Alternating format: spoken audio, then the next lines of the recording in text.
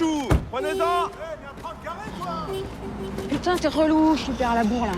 Sérieux. T'as des news de Ludo? Ah non, je suis pas inquiète. Mais tu le connais, ton...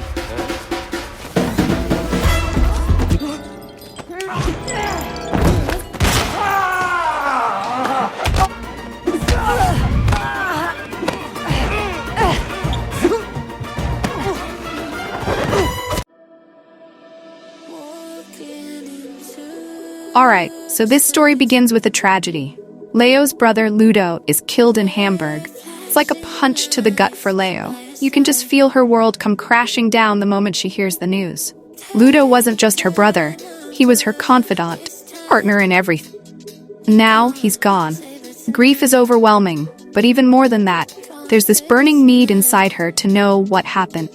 How did Ludo end up dead in a foreign city? Who's behind this? But here's the thing, Leo's superiors are telling her to back off, to let the authorities handle it. But anyone who knows Leo knows that isn't going to happen. She's not the type to just sit back and do nothing, especially not when it comes to her family. So, despite the orders, she decides to take matters into her own hands. That's when Mélanie enters the picture. Melanie's a cop in Germany, and she's been assigned to the case. On the surface, she's everything Leo isn't. By the book, calm and methodical. But beneath that exterior, Melanie's got her own demons, and Ludo's case stirs something in her. There's something about this that feels off, and she can't shake the feeling that there's more to it than meets the eye. Leo and Mélanie don't exactly hit it off right away. There's tension. Leo's frustrated, angry, and she's not exactly in the mood to play nice. Mélanie, on the other hand, is trying to keep things professional. But as they start working together, they realize that they actually make a pretty good team. Leo's got the guts and the instinct, while Mélanie's got the skills and the resources. As they dig deeper, they start to uncover a series of clues that suggest Ludo's death wasn't just some random act of violence. There's a pattern here, something darker and more sinister at play. And the more they uncover, the more dangerous it becomes. They find themselves navigating through the underbelly of Hamburg, a world full of crime, corruption, and secrets that people would kill to keep hidden. There's this constant sense of danger, like they're always being watched, always one step away from disaster. And through it all, Leo's dealing with her own grief and anger, trying to stay focused on the task at hand. But things take a turn when they discover a connection between Ludo's death and something happening back in Nice. It's a moment that hits like a ton of bricks. Suddenly, this isn't just about Ludo anymore. Nice, the city that Leo calls home, is facing a threat, and it's all tied to what happened to her brother. Now, Leo and Mélanie are in a race against time. They need to figure out who's behind this, and they need to do it fast. The tension ramps up as they start piecing together the clues. Every lead they follow seems to open up a dozen more questions, and it feels like they're always just one step behind the people they're chasing. There's this scene where they're in a dimly lit warehouse, and you can just feel the tension in the air. They're sneaking around, trying to avoid detection, and you can hear every little sound. Creak of the floorboards, the distant hum of machinery. It's like something straight out of a thriller. And it's one of those moments where you're holding your breath, just waiting for something to go wrong. Hey there, fellow. I hope you're enjoying this video so far. I wanted to take a quick moment to ask you what you think of this video so far. If you're liking it, be sure to give it a thumbs up. And if you haven't already subscribed to my channel, now's the perfect time to do it. By subscribing, you'll stay up to date on all my latest videos and updates, and you'll get to see even more awesome content. So what are you waiting for?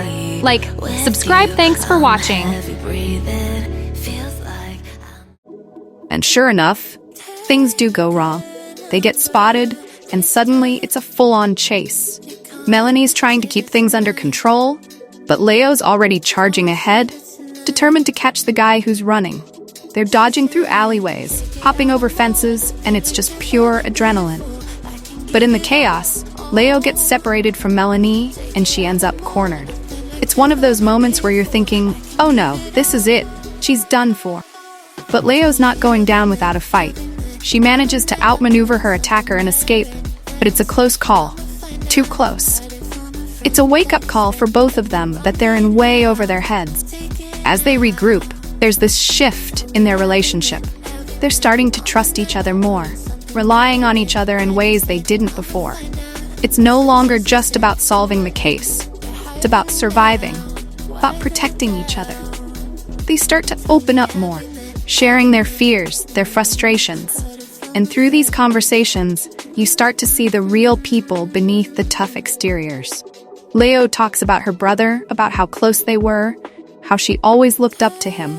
And Mélanie, who's usually so composed, admits that she's scared, that she doesn't know if they're going to make it out of this alive. It's a rare moment of vulnerability, and it really humanizes them. They're not just cops or investigators, they're people, with all the fears and emotions that come with that. Eventually, they uncover a connection between the people they're chasing and a powerful figure in Nice. It's like the final piece of the puzzle falling into place, and it's a revelation that changes everything. Suddenly, they understand why Ludo was killed, why all of this is happening, and it's even bigger and more dangerous than they imagine. Final act is intense. Leo and Mélanie return to Nice, ready to confront the person behind it all. It's this high-stakes game of cat and mouse, with both sides trying to outmaneuver the other. There are close calls, narrow escapes, and moments where it feels like everything's going to fall apart. Leo and Mélanie keep pushing forward, refusing to back down. In the end, there's a climactic showdown where everything comes to a head. Leo faces off against the antagonist, and it's not just a battle of strength, but of wills, to fight for justice, for closure, and for Leo. Personal. She's fighting for her brother, for everything he stood for. And when it's all over, when the dust finally settles, there's this moment of silence, like the calm after a storm. The story wraps up with Leo and Mélanie standing together, side by side. They've been through hell and back. They made it. They've brought justice to Ludo, and in doing so, they've uncovered a truth that's bigger than either of them. It's a bittersweet ending. There's still loss, still pain, but there's also hope. They've made a difference, and that's something worth holding on to.